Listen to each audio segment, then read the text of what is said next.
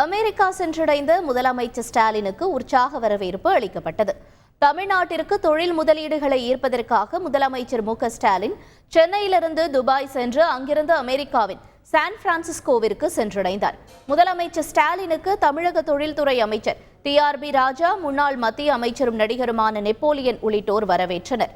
San பிரான்சிஸ்கோவில் நடைபெறும் முதலீட்டாளர் சந்திப்பில் முதலமைச்சர் ஸ்டாலின் பங்கேற்று உரையாற்றுகிறார். நாளை மறுநாள் புலம்பெயர்ந்த தமிழர்களை முதலமைச்சர் சந்தித்து பேசுகிறார்.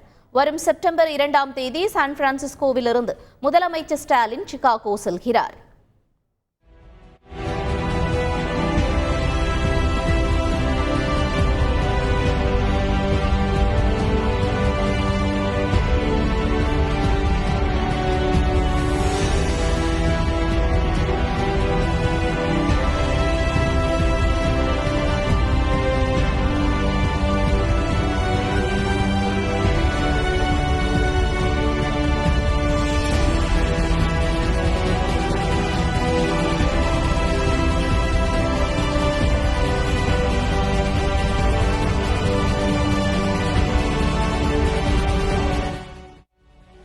தமிழ்நாட்டில் தொழில் முதலீடுகளை ஈர்ப்பதற்காக முதலமைச்சர் ஸ்டாலின் அமெரிக்கா சென்றடைந்த நிலையில் வாய்ப்புகளின் தளமாக கருதப்படும் அமெரிக்காவில் தமிழ்நாட்டின் வளத்திற்காக ஆதரவை கோருவதாக முதலமைச்சர் ஸ்டாலின் எக்ஸ் தளத்தில் பதிவிட்டுள்ளார்.